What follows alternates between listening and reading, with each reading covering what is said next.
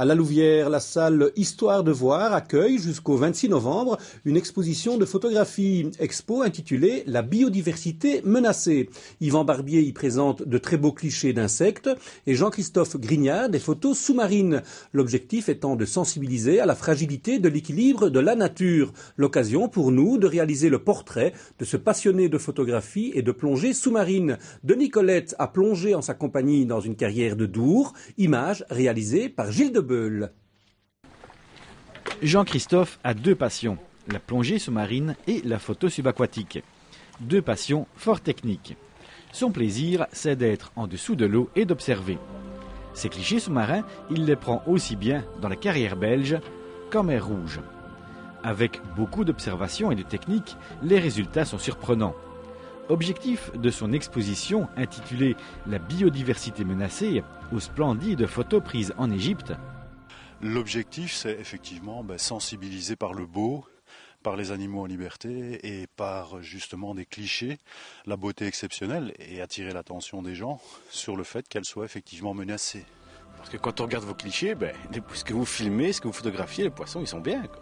Ah, effectivement, c'est vraiment des animaux qui sont en liberté, ils sont dans leur milieu naturel et donc effectivement c'est une vision de la nature qui n'est peut-être pas, et ça c'est la chance des scientifiques que nous sommes dans le cadre de l'exposition, l'occasion de voir ce genre de choses et nous on essaye d'attirer l'attention du public par rapport justement à cette magnifique nature qui est près de nous en fait.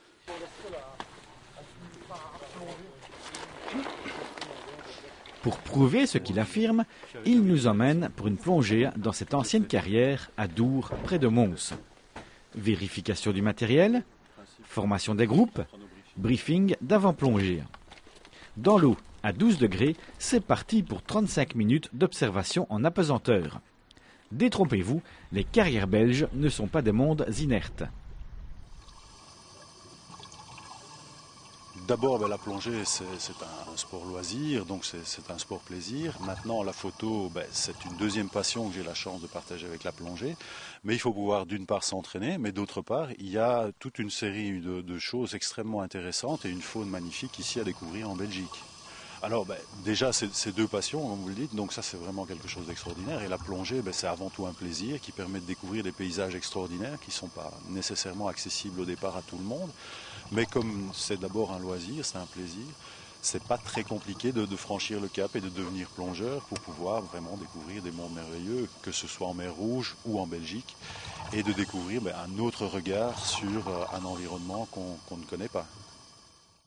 La plongée sous-marine est un sport accessible à tous, à condition d'être en bonne forme physique et de suivre une formation dispensée par les clubs et les fédérations.